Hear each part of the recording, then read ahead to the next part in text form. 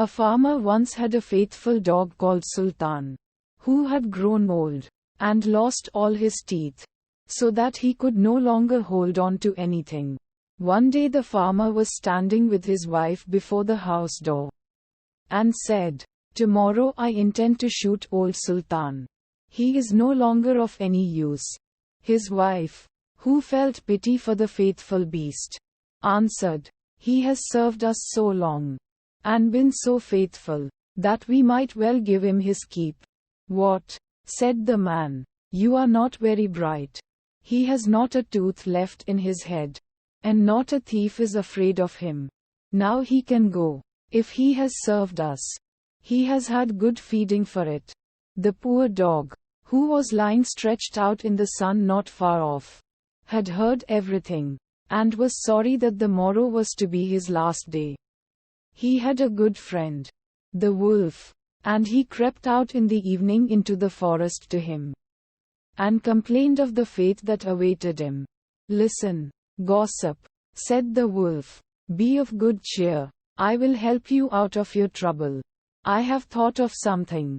Tomorrow, early in the morning, your master is going with his wife to make hay, and they will take their little child with them, for no one will be left behind in the house. They are wont, during work time, to lay the child under the hedge in the shade. You lay yourself there too, just as if you wished to guard it.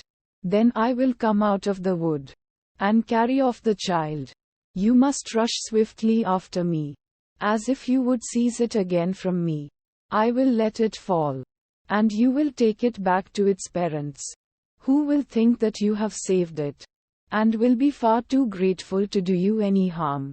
On the contrary, you will be in high favor, and they will never let you want for anything again." The plan pleased the dog, and it was carried out just as it was arranged. The father screamed when he saw the wolf running across the field with his child. But when old Sultan brought it back, then he was full of joy, and stroked him and said, "Not a hair of yours shall be hurt. You shall eat my bread free as long as you live." And to his wife he said, "Go home at once and make old Sultan some bread so that he will not have to bite.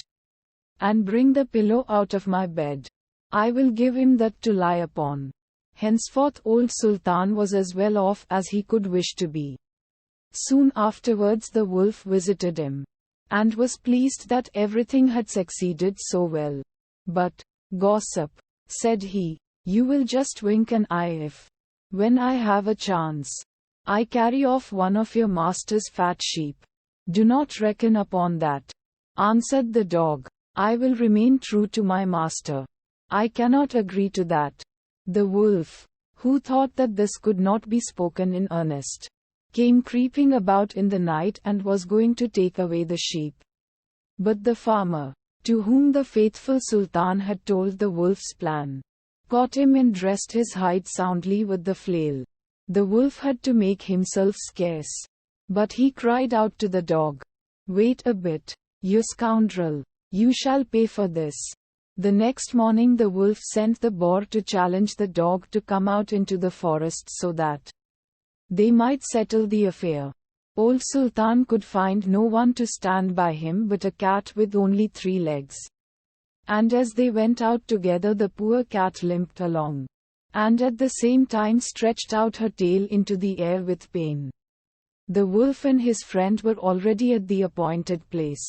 But when they saw their enemy coming they thought that he was bringing a saber with him. For they mistook the outstretched tail of the cat for one. And when the poor beast hopped on its 3 legs, they could only think every time that it was picking up a stone to throw at them. So they were both afraid. The wild boar crept into the underwood and the wolf jumped up a tree.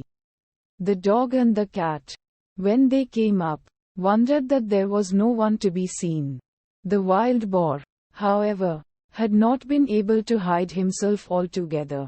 One of his ears was sticking out, whilst the cat was looking carefully about. The boar moved his ear.